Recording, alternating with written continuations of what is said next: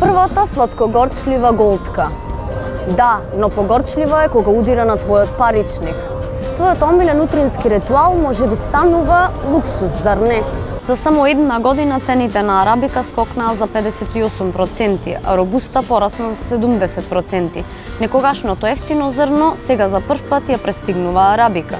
Во 2025 година глобалните цени на кафето достигнаа највисоко ниво во последните 50 години, поттикнати од екстремните временски услови во Бразил и Виетнам, намалувајќи ги жетвите токму таму каде што расте најголемиот дел од светското кафе. Згора на тоа, тензиите на Црвеното море ги принудуваат товарните бродови да заобиколат низ Африка, додавајќи 60 дополнителни дена на испораката и зголемување на трошоците за испорака. Она што некогаш траеше со недели, сега трае со месеци, а секоја дополнителна милја значи зголемување на цената на твоето омилено кафе. Со зголемување на цените за 100% за само една година и на Балканот почнува да се чувствува притисокот од оваа криза. Во меѓувреме, американските царини за глобалното кафе, шпекулативните фондови на Wall Street и зголемената побарувачка во Азија ги зголемуваат цените ширум светот.